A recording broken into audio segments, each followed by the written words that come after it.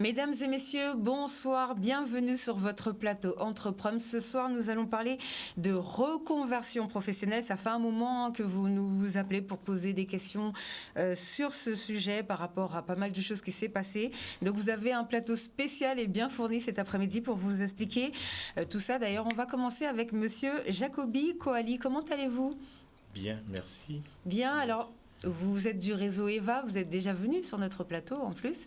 Est-ce que vous pouvez nous expliquer rapidement de quoi est constituée votre structure, parce que vous avez plusieurs branches, et qu'est-ce que vous faites sur le point de la reconversion professionnelle, s'il vous plaît?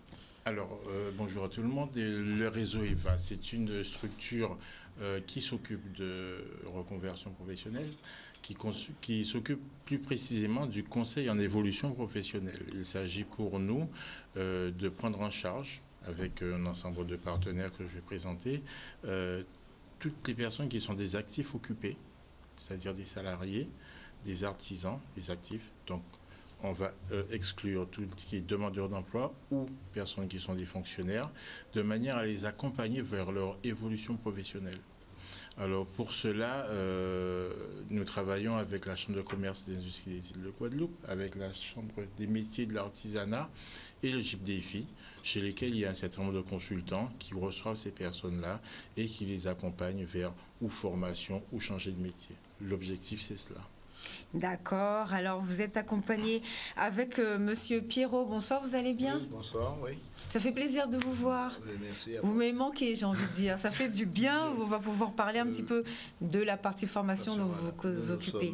Moi, je suis directeur de la formation à la Chambre de métiers de l'artisanat. Donc, c'est vrai que depuis des années, on se retrouve avec un peu plus de personnes qui ont déjà des diplômes Bac+3, Bac+5 et qui veulent faire une reconversion professionnelle. Et nous les intégrons dans un dispositif de mixité de la formation. Parfait, vous allez nous expliquer ça tout à l'heure. Vous êtes accompagné avec un petit nouveau pour moi, Monsieur Richie Jourson. Donc oui, je suis Monsieur Richie Jourson, donc chargé de développement économique à la Chambre des métiers et de l'artisanat.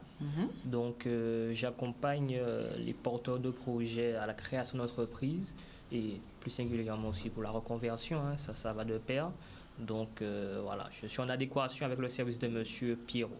D'accord, et vous, ce soir, vous allez nous parler pour les indépendants, comment ça se passe pour eux. Vous allez nous expliquer ça tout à l'heure. Et nous avons aussi des femmes que nous allons vous présenter tout de suite. Une femme qui a écrit un livre sur le sujet, Madame Sandrine Mrassia, bonsoir. C'est la première fois aussi que vous venez. Est-ce que vous pouvez vous présenter? Écoutez, oui, merci de m'avoir invité. Et effectivement, c'est la première fois. Écoutez, oui, je m'appelle Sandrine Mrassia, je suis consultante en évolution professionnelle et j'ai créé un ouvrage que j'aurais aimé avoir trouvé à l'époque lorsque j'ai effectué différentes reconversions.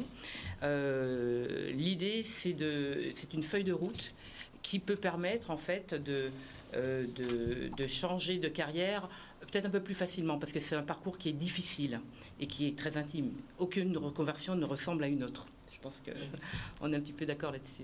D'accord, tout à l'heure vous allez nous expliquer, vous nous parlez de votre livre et c'est intéressant parce que vous avez plusieurs témoignages en fait dans ce que vous racontez. Oui, tout à fait. C'est-à-dire qu'en fait c'est non seulement, j'ai voulu, comme je disais, j'ai voulu vraiment quelque chose qui ne soit pas ennuyeux.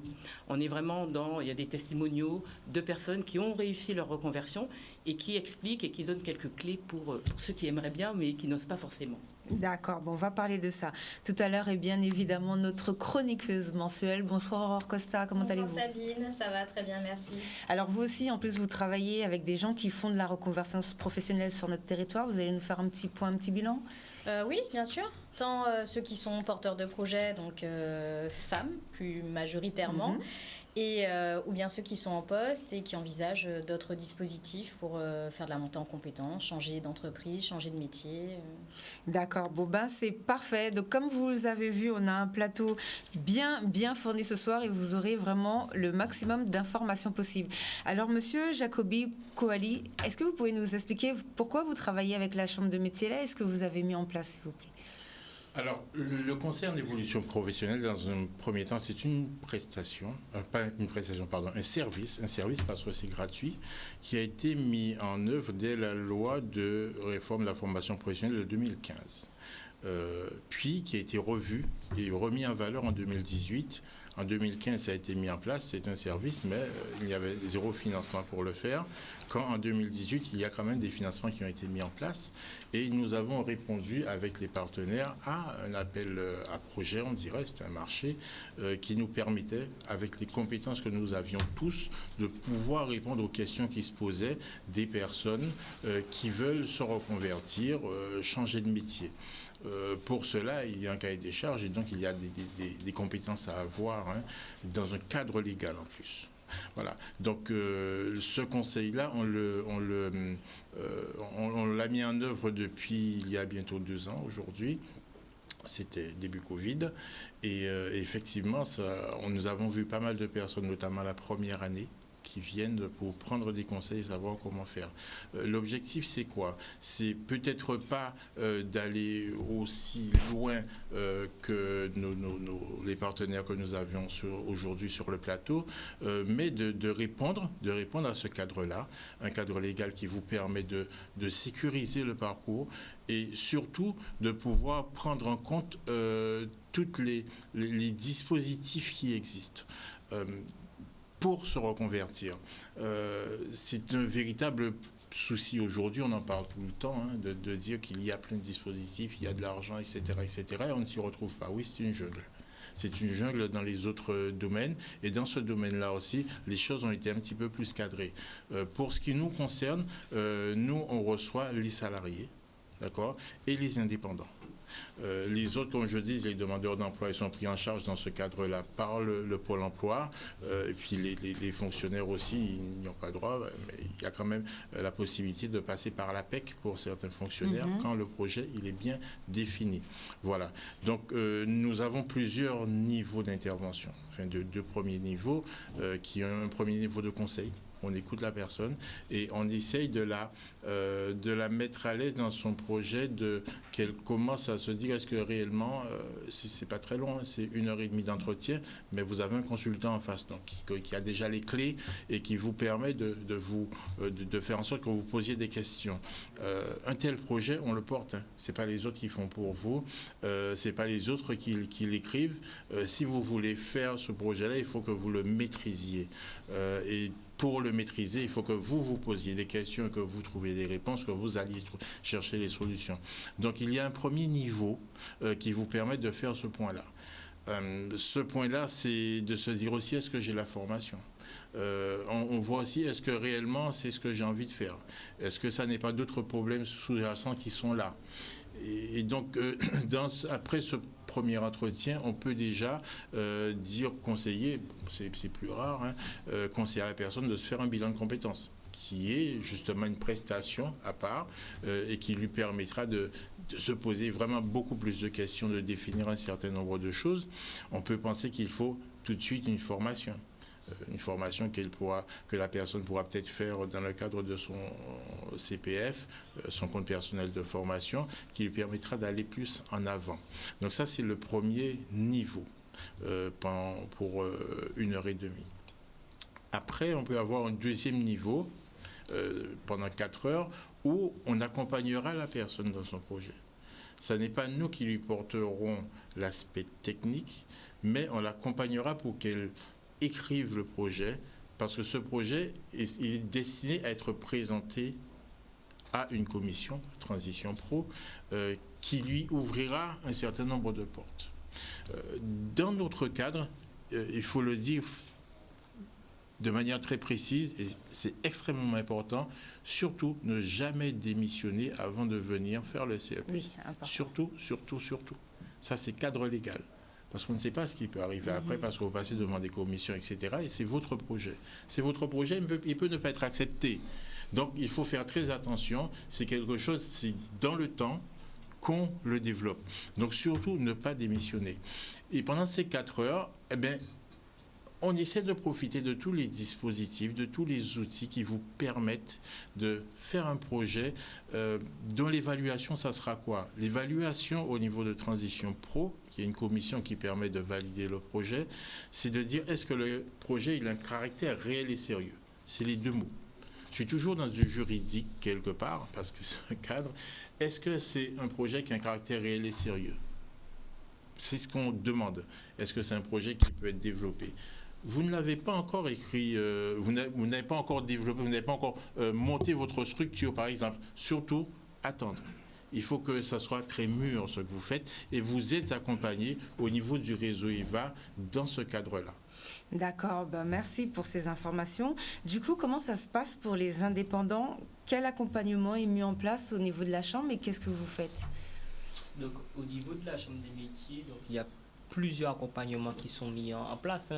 Donc, effectivement, quand un indépendant vient nous voir et qui veut changer faire une reconversion professionnelle, donc il faut savoir qu'il y a deux choses. Bon, il peut faire une reconversion professionnelle déjà dans l'artisanat, puisque un boucher peut demain dire qu'il veut devenir coiffeur, par exemple.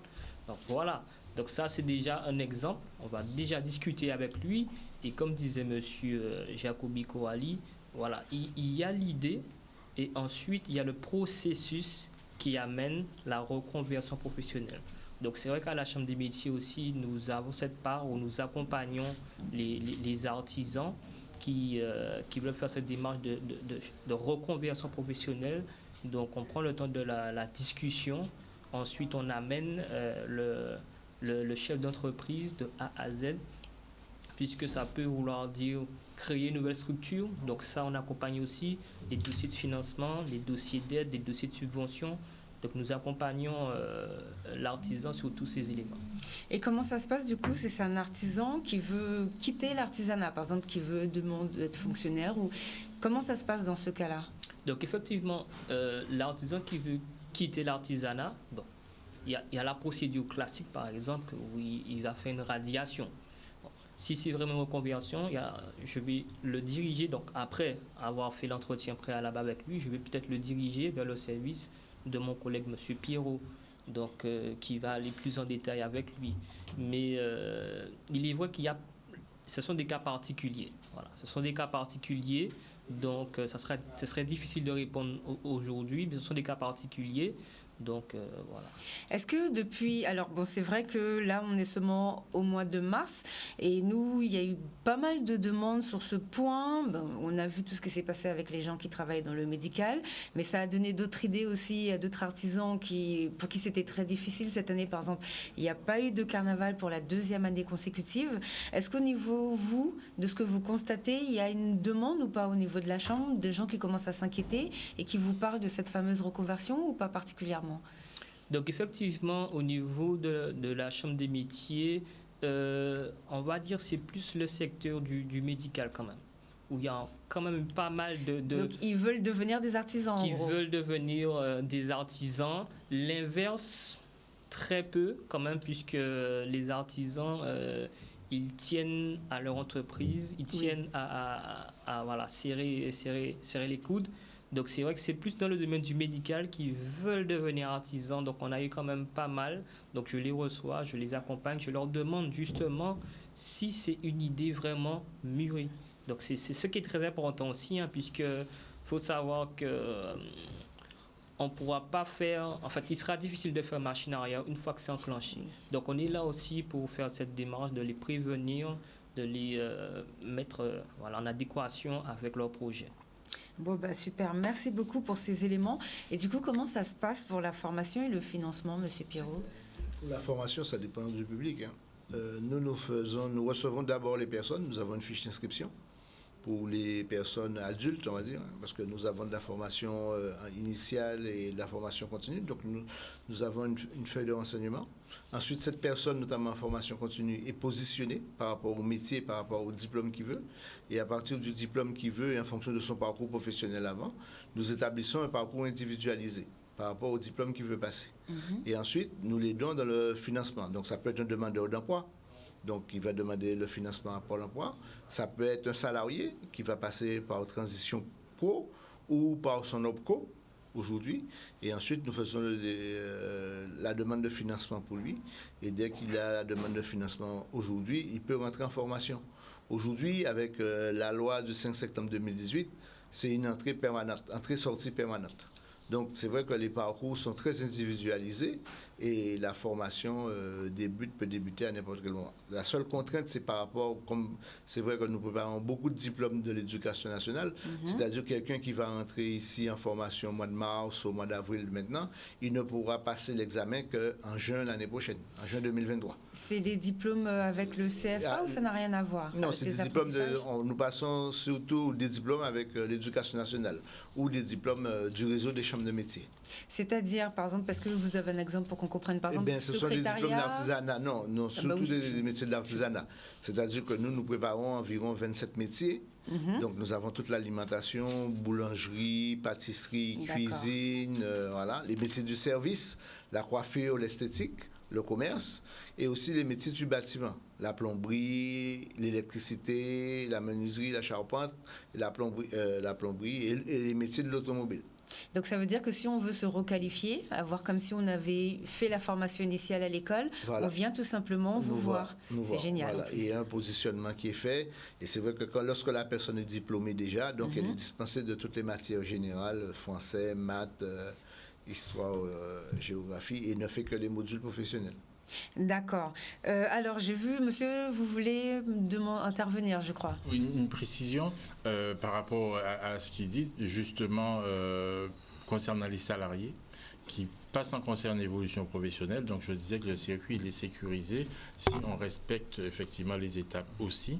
Et ce circuit-là, il permet de passer par le dispositif des missionnaires, des missions reconversion, qui permet de faire quoi? Le salarié qui veut se reconvertir, il vient concerne l'évolution professionnelle, il reste salarié, il continue, et donc il vient en concerne l'évolution professionnelle, il prépare son projet, d'accord? Première phase, deuxième phase du conseil, jusqu'à ce qu'il ait préparé son projet qu'il va présenter à Transition Pro. Bien, quand il le présente, jusqu'à ce moment-là, je le précise, il travaille toujours. D'accord, c'est sur son temps, il travaille toujours. Ça lui permet d'avoir quoi quand il présente ce dossier à Transition Pro, qui regarde le caractère réel et sérieux du projet. Ça lui permet d'avoir la possibilité de démissionner et de profiter de tous les avantages du demandeur d'emploi qui aurait été licencié dans un cadre, etc. Et donc, à partir de ce moment-là, il n'a pas encore monté sa structure non plus. Il peut se rendre à Pôle emploi avec son dossier. Pour le financement. Cette appréciation du caractère réel et sérieux du projet. Et là, il peut profiter de toutes les aides dont Pôle emploi dispose pour les démissionnaires. Et il aura quelque part une sorte de priorité parce qu'on sait que son projet, je dis quelque part, on sait que son projet est maturé, qu'il est passé par Transition Pro, qu'il a suivi un parcours et qui lui permettra d'arriver là. Et donc, il est financé en tant que demandeur d'emploi et il a le temps de pouvoir lancer son projet et tous les conseils qui vont avec. Et donc, ils peuvent aller... Ça, c'est très intéressant. Voilà. Donc, le dispositif, il est comme ça. Il est légalement installé de cette manière-là, mais il faut absolument aussi, je le redis, je le précise, suivre les étapes. Ça fonctionne bien, hein, je le précise, parce que quand on fait une erreur, on peut avoir démissionné, que ça ne se passe pas bien. Il faut surtout ne pas faire d'erreur, mais autrement, c'est de manière assez fluide que ça se fait. Bon, du coup, franchement, c'est vraiment pas mal ce système. Du coup, j'allais vous poser la question au niveau du financement. Est-ce que c'est vous qui choisissez en fonction de la situation ou est-ce que c'est la personne qui vient avec son projet qui C'est le candidat en fonction de sa situation, on le dirige vers le financeur possible. D'accord, donc c'est vrai que le système du Pôle emploi, il est pas mal. Ouais. On avait déjà parlé d'une histoire de points de crédit de formation en fonction du nombre d'années que les gens... Lorsque vous avez des salariés, il y a beaucoup aujourd'hui, même s'ils sont demandeurs d'emploi ou bien sont dans un parcours sécularisé, on leur demande d'utiliser leur CPF, donc leur compte personnel de formation. Donc il y en a beaucoup aujourd'hui qui utilisent leur compte personnel de formation. Et s'ils n'ont plus de points, comment ça se passe? Eh bien, ils se dirigent vers les autres financeurs. Donc, s'ils sont toujours salariés, Pôle emploi, Transition Pro. S'ils sont artisans, il y a des financements aussi pour les artisans, qui sont le fonds d'assurance formation pour les chefs d'entreprise, parce qu'ils ont cotisé. Donc, on les aide à mobiliser. De toute façon, on les accompagne dans le financement de la formation. Et après, il reste le dispositif de la région aussi pour les AIF individuels de formation. C'est quoi le dispositif de la région? Qu'est-ce qu'ils ont mis en place? Le dispositif de la région, c'est l'aide individuelle à la formation. Donc la personne dépose un dossier de financement à la région et qui peut aider dans le financement de sa formation. D'accord, en plus c'est super parce que les formations sont diplômantes. Donc Voilà, c'est vraiment, nous faisons que des formations diplômantes. Voilà. c'est vraiment une bonne chose. Vous voulez rajouter quelque chose? Ça va pour le moment. Allez-y, allez-y. Je voulais simplement rajouter que c'est d'autant plus important le parcours sécurisé, surtout dans l'artisanat, puisque je vais fraîcher pour ma paroisse, puisque Allez-y. la plupart aujourd'hui des métiers de l'artisanat sont des activités réglementées. Donc pour s'y matriculer, devenir chef d'entreprise d'une entreprise artisanale, il faut avoir un diplôme dans le domaine ou au moins un certificat de travail d'au moins 3 ans, donc c'est-à-dire un certain temps. Donc c'est pour ça que quand le porteur de projet aujourd'hui vient nous voir, on doit vraiment discuter avec lui, à savoir s'il peut entamer cette démarche, ce processus de formation par rapport à l'activité qu'il aura choisie. D'accord. Donc ça, c'est vrai que c'est pas mal. Quels sont les métiers en ce moment qui mériteraient qu'on se reconvertisse? J'ai entendu qu'il n'y avait pas beaucoup de plombiers. Voilà, c'est vrai qu'aujourd'hui, il y a une recherche de plombiers. Les Guadeloupéens, on a besoin de vous. En plus, ça paye très bien, je vous l'ai déjà dit. C'est vrai qu'on a besoin de plombiers. On n'a pas beaucoup de jeunes en apprentissage, en formation initiale. Et on en a besoin, on a beaucoup de choses. Et c'est vrai que les entreprises, les professionnels sont à la recherche de plombiers, par exemple. Il y a quoi en ce moment? Dans le BTP en général. Allez-y, faites les appels.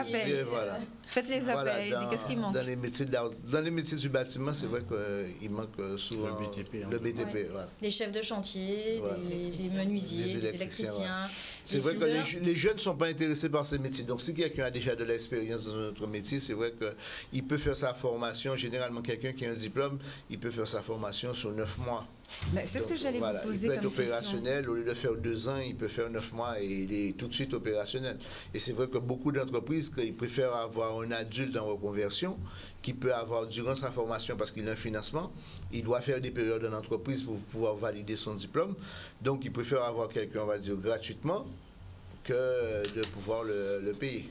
C'est ce que j'allais demander. Est-ce qu'on peut en profiter du coup de cette reconversion professionnelle pour changer de niveau dans le même par exemple, je suis dans le bâtiment, je veux devenir chef de chantier, je peux faire la formation diplômante, comment ça fonctionne? C'est vrai que nous, au niveau de la Chambre de métiers du service de la formation, on peut faire des diplômes du niveau 3 au niveau 5 aujourd'hui. C'est super. Voilà. On peut faire toute une filière de formation et se perfectionner. En ce moment, il y a quoi comme formation d'ouvert là qui fonctionne et où est-ce qu'il faudrait du monde? On a toutes les formations, les 27 métiers qu'on a au niveau de l'artisanat fonctionnent. On a du monde, sauf dans le bâtiment, c'est vrai qu'on a un peu de pénurie de jeunes, d'apprentis. On a besoin de jeunes Guadeloupéens pour les travailler dans le bâtiment. Après, quand tout le monde va venir travailler en Guadeloupe, vous allez me dire, il y a trop de monde qui vient travailler. Venez, on a besoin de vous pour travailler dans le bâtiment et il y a tout à refaire. Je le redis, en plus c'est bien payé. Allez-y. Justement, pour préciser pour le secteur de la plomberie, donc comme mon collègue disait, c'est vrai que en fait, c'est un manque de communication puisque aujourd'hui, le secteur de la plomberie a beaucoup évolué. Ne serait-ce que par exemple aujourd'hui, il y a le boom entre guillemets des douches à l'italienne. Aujourd'hui, les douches à l'italienne, c'est quelque chose qui est esthétique dans une maison. Donc c'est vrai que le métier de plombier aujourd'hui a beaucoup évolué. On encourage les jeunes à se tourner vers ce métier. Et si je peux rajouter en dehors de ça, c'est vrai qu'aujourd'hui, de plus en plus dans le bâtiment, on délivre l'efficacité. Nous faisons des formations autour de l'efficacité énergétique. Et il y a des fonds pour les entreprises et pour les particuliers sur tout ce qui est rénovation. Et c'est vrai qu'aujourd'hui, c'est vrai qu'il y a le chauffe-eau solaire, mais il y a le chauffe-eau thermodynamique qui se démocratise aussi, qui est un remplacement, on va dire, du chauffe-eau électrique et qui est beaucoup plus économique que le chauffe-eau électrique. Qu'on ne peut pas mettre un chauffe-eau solaire, le chauffe-eau thermodynamique est très intéressant et nous faisons la formation pour accompagner les chefs d'entreprise dans ce domaine. Très important, en plus tout ce qui est biodiversité, en même temps passer au métier du futur. Voilà. Il y a du financement à tous les niveaux, mondial, oui, aussi bien pour les employeurs que pour les particuliers, parce qu'il y a des crédits d'impôt derrière. Exactement. Voilà. Donc, merci beaucoup, messieurs, pour toutes ces informations au niveau de la chambre de métier. C'est génial. On voit que ça avance sur ce point. C'est très, très important. Je reviens vers vous, madame. Oui. Alors, qu'est-ce que vous avez pensé de ce qui se fait, ce qui se met en place au niveau de la chambre de métier là, Écoutez, pour la franchement, reconversion c'est pro? très intéressant. J'étais déjà un petit peu informée notamment de ce qui se passait au niveau du CIBC et bien sûr des conseillers en évolution professionnelle. Mais c'est très, très intéressant. Il y a vraiment beaucoup de choses mises en place, oui. Alors, parlez-nous de votre livre, s'il vous plaît. Comment vous avez eu l'idée déjà de faire un livre comme ça? Alors en fait, il y a quelques années, j'avais créé une structure d'événements professionnels. Et à l'époque, j'avais un autre métier, parce que j'étais dans l'aérien pendant pas mal d'années. Et entre mes vols, j'organisais ces rencontres, networking, qui maintenant le mot est un peu plus connu, de réseautage, avec des intervenants qui venaient et puis qui parlaient un peu de leur reconversion réussie.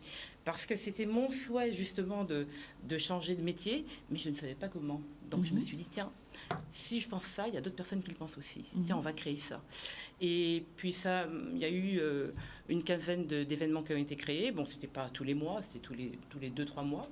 Et à la fin de ce cycle, parce que quelque part, des fois, on a des cycles comme ça, on a envie de faire quelque chose, et après, l'envie n'est plus là. C'est la fin d'un cycle, il faut passer à autre chose. Et je me suis rendu compte que j'avais le plan d'un livre devant moi, quelque part, parce que c'était des rencontres thématiques. Voilà. Alors, tout à l'heure, je disais que vous avez plusieurs témoignages. Comment vous les avez sélectionnés, si je peux dire? Oui. En fait, mon ouvrage, cet ouvrage, en fait, est à la croisée des chemins entre le développement personnel et le développement professionnel. Et je pense que ces messieurs vont être un peu d'accord avec moi. C'est vrai que c'est une démarche, en fait, c'est une démarche intime lorsqu'on veut changer de métier. Et c'est une démarche presque identitaire, c'est-à-dire qu'on a une identité propre, personnelle, mais on a aussi une identité professionnelle. Et quand on va changer de métier, eh bien, on va changer d'identité professionnelle. Et ça, c'est quelque chose qui ne se fait pas d'un claquement de doigts. Et ce que j'ai trouvé très intéressant, c'est cette notion de sécurisation du parcours. Et vous avez également insisté sur le fait qu'il ne faut pas démissionner tout de suite. Il faut attendre. Bon, il y a peu de personnes qui le font, mais ça peut arriver quand des personnes qui en ont vraiment marre de leur métier. Mais voilà, il y a des cas différents à chaque fois. Mais c'est un parcours qui est très personnel et intime. Et du coup, est-ce que vous pouvez nous parler des témoignages qui vous ont le plus marqué? Oui, c'était ça votre question. Oui. Alors, dans un premier temps, la première partie de l'ouvrage, c'est plus développement personnel, trouver sa voie, réussir à gérer la peur. Et enfin, essayer de réussir à passer à l'action, parce que c'est pas évident. Sauter le pas, ça c'est plus difficile. Et la deuxième partie de l'ouvrage, on est vraiment dans du concret, c'est-à-dire gérer son personal branding, c'est-à-dire sa marque personnelle, son image, pour ensuite gérer son réseau professionnel. Et ce réseau professionnel, c'est à l'intérieur de ce réseau professionnel, c'est lui qui va vous permettre aussi, vous aider à changer. Et votre personal branding va être le levier. Donc, pour répondre enfin à votre question, chère Sabine, la première partie, le premier témoignage qu'il y a, c'est Fatou.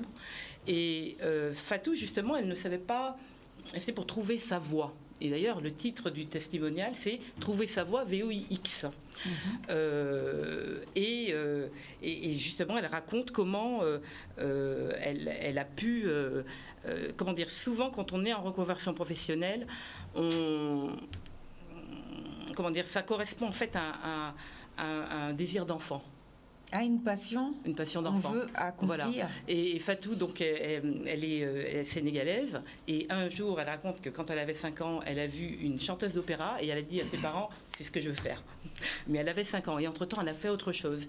Et finalement, elle a repris, dans le cadre d'une reconversion professionnelle, du chant lyrique, des cours, et pour travailler pas directement en professionnel en lyrique, mais dans le chorus amateur de l'Opéra Bastille quand même. Ah, c'est génial, bravo Fatou, franchement, elle a réalisé son rêve, comme on peut dire. Oui, tout à fait. Et c'est intéressant aussi de voir que parfois les parcours professionnels ne sont pas forcément linéaires. On peut aussi faire... Parfois, il y a des personnes qui font 2 métiers différents. Parfois, c'est pas possible de changer complètement. Il n'y a pas de... Il n'y a pas de règles. Il n'y a pas de règles précises. C'est vraiment, et c'est vrai que ça c'est intéressant ce que vous dites, puisque l'année dernière justement nous avions mis des chroniques en place avec Gilles Casimir, et la première chose qu'il disait c'était que quelqu'un qui n'est pas forcément bon en français et en maths, ça ne veut pas dire qu'il est bête, ça veut dire peut-être qu'il est bon en psychologie et qu'il pourra faire quelque chose s'il est social ou quoi, il pourra faire quelque chose en fonction de sa passion sur ce point. Donc c'est vrai que ça concrétise un petit peu ce qu'il expliquait. Tout à fait, et c'est comme j'aime à le dire, c'est vrai qu'il faut entamer quelque part sa révolution professionnelle. Rêve Bien. comme reconversion et évolution, et aussi comme rêve. Donc on entame sa propre révolution intérieure, en la faisant correspondre évidemment à l'extérieur. Voilà. Et un deuxième témoignage peut-être qui vous a aussi marqué? Écoutez, c'est vrai que j'ai beaucoup aimé le témoignage de Nevin. Alors Nevin, il a été, dans un premier temps, il travaillait à l'aéroport, passionné par l'aérien. Ensuite, il est devenu, il a travaillé en tant que steward pour Virgin. Mais en fait, il était passionné par les Miss. Miss Univers, voilà. Miss Maurice, et il est mauricien. Et en fait, Nevin, grâce à ses billets à tarif réduit, il pouvait aller partout dans le monde regarder les Miss, les concours de Miss. Et finalement, il est parti de il a arrêté le métier de steward et il a créé une structure à l'île Maurice. C'est génial. Et qui est maintenant le représentant officiel pour Miss Univers. C'est génial. Mais quand on vous dit, franchement, c'est génial. Il a, vous voyez, j'ai un peu la chair de poule là. Mais c'est normal. Parce que je trouve ça super. Et puis c'est tellement, j'étais vraiment, c'est un jeune homme, il est passionné par les Miss. Il dit que, voilà, il y a des gens qui critiquent les Miss. Bon, on peut avoir différents avis, mais c'est aussi une mise en avant de la femme, de la beauté, de la confiance en soi et tout ça. Et il était passionné par ça. C'est génial. Et il l'a fait. C'est génial. J'en profite pour rappeler que nous-mêmes ici, par exemple, on a reçu une dame qui avait, je crois qu'elle était avocate, elle avait un super haut poste au placé dans la fonction publique, enfin très bien aux fonctionnaires, on va dire, et elle voulait ouvrir une boulangerie. Et elle s'est lancée. Et justement, les familles, s'il vous plaît, soutenez les gens qui veulent se reconvertir, parce qu'à chaque fois, on vient me voir pour me présenter la structure et on me dit, Sabine, ma famille ne m'a pas soutenue. Ils m'ont dit, pourquoi tu démissionnes pour aller faire ça? Donc c'est important, et si vos familles ne vous soutiennent pas, ne les écoutez pas. Vous nous écoutez, nous, vous vous lancez dans votre projet, vous allez être beaucoup plus heureux et beaucoup plus épanoui en plus dans la vie. Allez-y. Je vais rebondir sur ce que vous avez dit, parce qu'effectivement, dans un premier temps, il y a des personnes qui savent qu'elles veulent changer, mais elles ne savent pas exactement comment. Donc, trouver sa voie. C'est un parcours. Mais effectivement, quand on a trouvé ce qu'on voulait faire, il faut gérer ses peurs. Parfois la peur peut être efficace, ça sert à quelque chose, on ne peut pas faire n'importe quoi. Donc il faut en même temps écouter un petit peu ses peurs, mais pas se laisser mener par elles. Et effectivement, après il faut essayer de passer à l'action. Et pour passer à l'action, parfois on peut être freiné par l'entourage. Donc c'est bien d'avoir une personne qui vous soutienne, votre mari, vos enfants, un ami, votre tonton, votre tata, qui sera là pour vous soutenir. L'entourage, il faut l'entendre, il faut parfois l'écouter, mais il faut aussi le mettre un peu en sourdine, parfois. Et c'est tout un... parfois, il y a des conseils qui sont très, très justes, mais voilà, c'est quelque chose à gérer et c'est très important. D'où l'importance des réseaux aussi. Absolument. Comme ça évite d'être entouré que de personnes qui peuvent vous démotiver, alors que c'est important d'avoir des témoignages de gens qui ont réussi à passer le pas. Tout à fait. Et c'est vrai que alors c'est dans cet ouvrage, c'est vraiment ma vision et mon expérience, l'expérience des personnes que j'ai suivies, de la reconversion professionnelle. Mais j'accorde un très gros intérêt au réseau, à la notion de réseau professionnel. Avant, les personnes pensaient que le réseau professionnel, c'était un peu le piston. Maintenant, on a évolué là-dessus. Et son réseau, en fait, on peut le gérer. Il y a d'ailleurs, une petite anecdote, il y a Marc Granovetter, c'est un sociologue très réputé, qui, dans les années 70, a prouvé que, finalement, ce sont, dans notre réseau professionnel, ce sont les personnes de notre deuxième cercle qui vont être les plus efficaces pour nous permettre de changer d'emploi. Le titre de son étude, c'est « La force des liens faibles ». Les liens forts, c'est les personnes avec qui on communique, mais qui, quelque part, on est plus investi avec eux émotionnellement, ma meilleure amie, ma tata, mon tonton. Et les liens faibles, c'est les personnes qu'on va avoir vues une fois, 2 fois, 3 fois, mais ils se sont appelés de vous, ils ont eu votre CV, et hop, ils vont dire « Ah ben il y a un tel ». Voilà. C'est bien ça. Et Marc Granovetter, c'est prouvé par A plus B par une étude sociologique. Le réseau, c'est énorme. Bon, c'est génial. Et en plus, si vous êtes guadeloupéen et si vous voulez vous lancer dans l'artisanat, la Chambre, vous a expliqué tout à l'heure, qui peuvent faire le suivi. Et il y a aussi la CCI. Visiblement, vous travaillez aussi avec la CCI. Alors, Aurore, qu'est-ce que vous avez pensé de tout ce qu'on a dit aujourd'hui ? Que c'est important de suivre ses rêves, ses envies, et de se lever tous les matins en ayant trouvé du sens à ce qu'on fait et faire ce qu'on aime, c'est déjà un bon pas dans la vie. Oui. Donc, voilà. Effectivement. Ça m'a fait aussi penser à l'histoire. Mon frère est un exemple de reconversion professionnelle, puisque il était plutôt parti pour des études classiques, puisqu'il a fait un DUT de commerce et que les métiers manuels n'avaient pas trop la cote dans ma famille. Et il a fait un DUT technique de commercialisation. Il a poursuivi par une licence banque parce que pour ma mère, c'était important d'avoir un bac+3. Il a géré une entreprise et une fois qu'il arrivait à gérer une dizaine de salariés, il a dit qu'il préférait élever des poules plutôt que d'avoir encore des salariés. Et à ce moment-là, il a annoncé à toute la famille qu'il voulait faire plombier. Donc je pense que c'est le plombier le plus diplômé de France puisqu'il a fait son diplôme de plomberie. Quand il a dit à mon père qu'il voulait faire plombier, mon père lui a dit non mais tu veux pas faire podologue à la place chercher un autre métier. En fait non, mon frère a dit non, je veux vraiment faire plombier parce que c'est ce qu'il voulait faire depuis un moment. Il avait maturé son projet. Et il a fait ses études de plombier, il adore, et là il est plombier en région parisienne, il travaille très bien, il adore son métier, et on se moque souvent de lui en disant que c'est le plombier le plus diplômé. Donc il fait des devis très propres, il est très rigoureux, il travaille bien et il est heureux dans ce qu'il fait. Donc c'est ce qui est important. Voilà, ça c'est ce qui est important. Moi j'ai une question avant que vous commenciez la chronique. Qu'est-ce que vous pensez de cette mentalité encore qu'on a très présente chez nous où les parents veulent absolument, je ne parle pas pour votre frère, hein, mais c'est la généralité, que les enfants soient fonctionnaires. Ça c'est important, je ne sais pas pourquoi, il faut que tout le monde soit fonctionnaire en Guadeloupe, ou bien que pourquoi les parents dévalorisent autant les métiers manuels. Et ça, c'est vrai que je prends l'exemple en Guadeloupe, mais sur le territoire hexagonal, c'est pareil. Hein. Donc, est-ce que vous voyez qu'il y a un changement ou qu'est-ce qu'on peut faire pour faire changer ça? Et qu'est-ce que vous pensez de cette situation? C'est une situation historique, c'est qu'en France, on aime les intellectuels. Donc, oui, l'élite. Tous qu'on fait des études, qu'on soit des intellectuels. Alors qu'en vrai, effectivement, on a des commerçants, on a des métiers manuels, on a des métiers, enfin, toutes sortes de métiers à valoriser. Je pense vraiment que c'est en train de changer. Je pense que les lycées, les formations professionnelles ont repris du galon. Il y a eu un gros travail de communication qui a été fait. Et effectivement, les parents aujourd'hui doivent encourager leurs enfants dans des voies qui peuvent être professionnelles ou bien sur des profils de création d'entreprise. C'est en train de bouger. Ça prend du temps, c'est pas pour tout de suite, mais on sent qu'il y a cette dynamique entrepreneuriale qui est en place, d'autant qu'en réalité, quand on questionne tous ceux qui valorisent d'être fonctionnaire, d'avoir un CDI, etc., on se rend compte qu'en Guadeloupe, on a une économie parallèle qui est telle qu'il y a très peu de personnes qui ne sont que salariées. Je passais encore des entretiens ce matin pour quelqu'un qui est magasinier, chauffeur, livreur. J'en ai eu un premier, il m'a dit, lui à côté, il fait des travaux de BTP, il fait de la peinture le week-end, il fait de la maçonnerie, etc. J'en ai un autre, je lui dis, mais est-ce que vous avez une entreprise à côté? Il me dit non.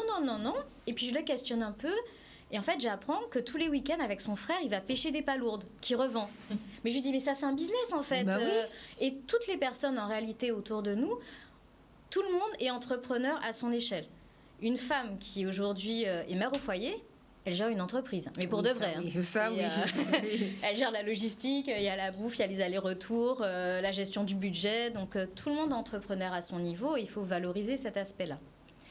Ensuite, par rapport au projet de reconversion, c'est vrai que c'est bien qu'on ait des interlocuteurs sur du bilan de compétences, qu'on ait des centres de formation de plus en plus qualifiés. On a vraiment augmenté le niveau de nos formations sur la Guadeloupe, à l'université, dans d'autres centres de formation. Après là, ce qui va être important aussi, c'est travailler sur le niveau de motivation des personnes. Et là-dessus, ça va être... moi, je propose souvent 3 outils aux porteurs de projets que j'accompagne. Le premier, c'est le pourquoi. Déjà qu'on se pose pour réfléchir, même si c'est 3 ou 4 phrases, de pourquoi on veut entreprendre, pourquoi on veut changer de métier, pourquoi on veut être investisseur, pourquoi on veut être chef d'entreprise. Donc déjà, ça, c'est un premier niveau. Le deuxième exercice que j'aime bien proposer, c'est qu'on imagine qu'on a 70-80 ans et qu'on va écrire sa biographie. On écrit sa biographie de la naissance jusqu'à la fin de sa vie, comme si on racontait la vie à quelqu'un qui veut nous interviewer, à une femme qu'on veut motiver, à quelqu'un qui veut poursuivre dans notre vie. Donc ça, la biographie, et c'est un outil très puissant parce que du coup, c'est de la visualisation. J'ai retrouvé une biographie que j'avais écrite en 2017 où j'avais noté très clairement que moi, mon objectif, c'était d'accompagner des femmes porteuses de projets, de développer sur l'immobilier. Et je vois que 5 années après, je n'avais pas forcément relu cette biographie, mais qu'il y a des choses qui se sont mises en place parce que je l'avais inscrit quelque part dans ma tête. Et le troisième outil qui est très sympa à utiliser, c'est le vision board. On prend un format, une feuille A4. Si on est à l'aise avec Word, on le fait sur Word. Si on n'est pas à l'aise, on prend simplement une feuille et on découpe des images ou on colle des images de ce qu'on veut faire, de ce qu'on veut acquérir, des endroits qu'on veut visiter, des choses qu'on veut acheter, de la maison de ses rêves, de la paire de chaussures, des bijoux, peu importe ce que vous voulez, ce qui vous motive en fait. Et ça, vous le mettez, vous l'affichez dans vos toilettes, dans votre chambre, un endroit où vous voyez, sur votre frigo, là où ça vous motive. Et quand vous avez ce vision board en face de vous, c'est un outil de motivation tous les jours qui vous rappelle pourquoi vous voulez avancer, pourquoi vous vous levez le matin, pourquoi vous voulez vous reconvertir, pourquoi vous voulez créer votre entreprise. Et c'est un très bel outil de motivation. Ça. Ah, franchement, je ne connaissais pas du tout, mais moi-même, je vais m'en faire un. Et comme ça, non, mais franchement, c'est génial. Donc, on peut le mettre partout, on prend une feuille, on le colle n'importe où. L'idée, voilà, c'est sur un format A4 ou plus grand, A3, mais que vous l'ayez, que vous le voyez tous les matins quand vous vous levez, vous voyez ces images. Oui. Ça s'imprègne dans le subconscient, je suppose. C'est génial, ce truc. Et c'est la force de la pensée créatrice. Ah franchement, c'est excellent. Alors vous travaillez avec 3 personnes, je crois, qui sont dans la reconversion professionnelle. Plus. Avec des structures, allez-y, expliquez. Plus, enfin, à plusieurs niveaux, en fait. Tant avec Jeunesse Outre-mer, on a des bénéficiaires qu'on accompagne. Certains, ils font de la reconversion parce que j'en ai une là, c'est ma filleule. Elle a plutôt une formation de droit. Et en fait, ce qui la passionne, c'est l'environnement. C'est génial, en plus, on en a besoin. Là, on est en train de voir comment elle peut rentrer. Donc, s'il y a des contacts dans l'environnement, dans la protection des forêts ou autre, elle a un niveau master en droit. Mais elle veut être dans la nature, elle a cette fibre. Mais on ne sait pas trop encore par quel biais, par quelle formation elle peut aller, par quelle porte elle peut rentrer. Donc, il y a elle, il y en a plein d'autres. Enfin, il y a des employés que je rencontre tous les jours, à qui je fais des entretiens, à qui on va proposer une validation d'acquis d'expérience parce qu'ils sont là depuis longtemps, qui peuvent très bien valider une licence ou un master, peu importe le secteur d'activité. Ça, c'est vrai que c'est bien aussi, ça. J'ai beaucoup ces temps-ci de demandes de formation de couture. Ah, c'est bien. De langue des signes, d'anglais. Donc, ils ont envie de faire autre chose, même si en étant salariés, d'ouvrir leurs horizons professionnels. D'accord, bien, merci beaucoup, c'était super, franchement, super plateau. Avant les offres d'emploi, on va vous parler des événements, donc ça va s'afficher, il y a le Booster Motivation, tout à l'heure, il faut peut-être que je le dise en anglais, le Booster Motivation. Donc, atelier de coaching impactant de Gilles Casimir, donc c'est le 19 mars, c'est ça? Bon, on va passer l'affiche, donc c'est déjà passé.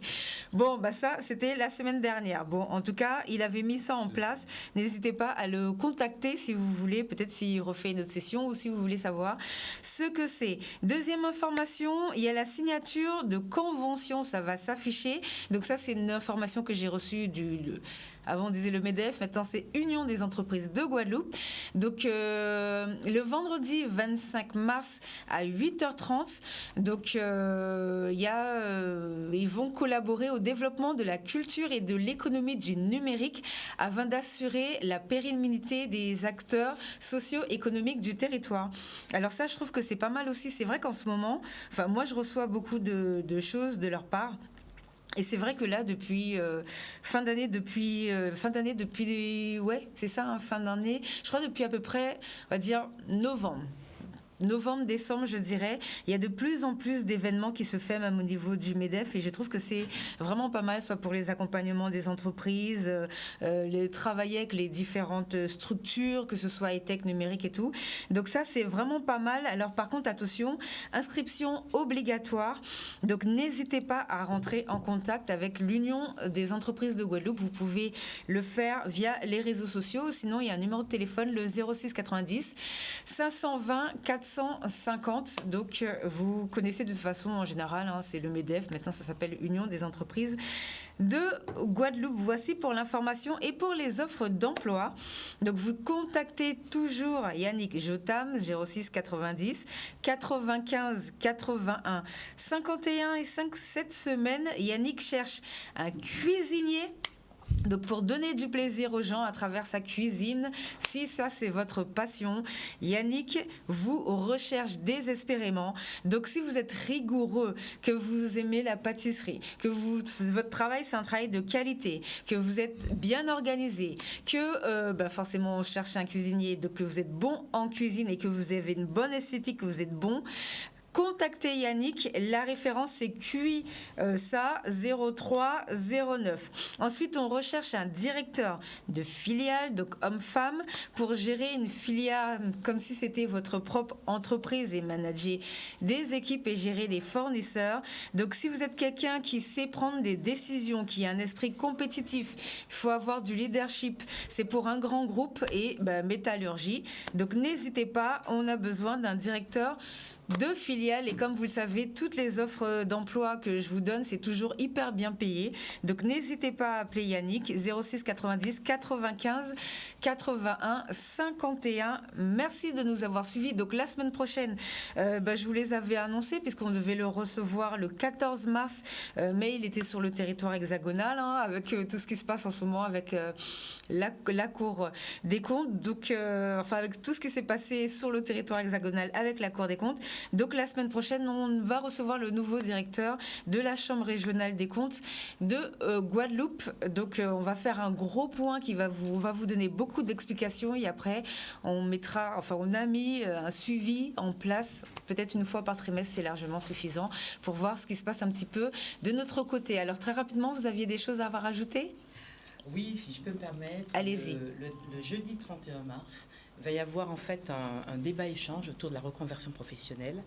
Où ça ? À la Librairie Générale à Jarry. Parfait. Avec qui je collabore et où vous pouvez également retrouver mon ouvrage. Très bien, merci pour l'information. Ah oui, c'est vrai que vous avez aussi un événement à la fin. Non, le réseau EVA, pour joindre le réseau EVA, 05 90 05 06 07, pour tout ce qui est conseil en évolution professionnelle pour les actifs occupés. D'accord, merci beaucoup pour toutes ces informations.